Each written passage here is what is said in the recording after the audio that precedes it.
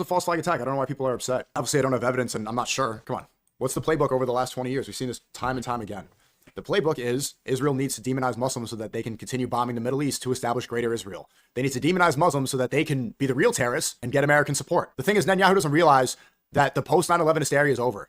People don't buy it anymore, especially when their Mossad operation falls flat, when a Muslim man, Ahmed, steps in to stop the shooter. Rest in peace to everybody, and prayers to all the families for that tragedy in Australia today. But the reason I think it's a false flag attack, and obviously I wasn't there, I'm not Australian, I don't have concrete evidence. What I immediately saw transpire afterwards is Netanyahu get on stage and immediately take credit. He said, shout out to the Jewish man who stopped that shooter. It wasn't a Jewish man. His name was Ahmed. If you don't know the name Ahmed, it basically means Muhammad. It's not a Lebanese Christian. It's not a Jew like Netanyahu says. It was a Muslim man. Not only that, it's the first day of Hanukkah. And if somebody is skilled enough like that shooter, you could see him using a single bolt action rifle. This is a trained soldier. Australia does not have, they have some of the strongest gun control in the world. They don't have access to weapons like that. This is not an incapable man. This is a trained soldier who knows what he's doing. Why would he be stupid enough? Why would he be stupid enough? So let's see what the narrative is, right? If he's a terrorist, and first let's define terrorism. Terrorism is somebody who kills many people for political or religious gain. That's what America's doing right now.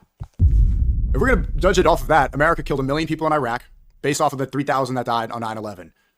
You can talk about what really happened on 9/11. Watch the Tucker Carlson documentary if you're going to call me an anti-Semite. 9/11, come on. The passports in the rubble.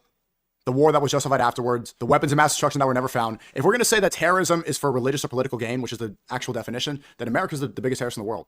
Not only that, we do it to fund Israel. We do it to support Israel. Everybody can now admit that over the past 2 years, over 2 years since October 7th, what was going on in Gaza was a genocide. Why don't we call Israel terrorists?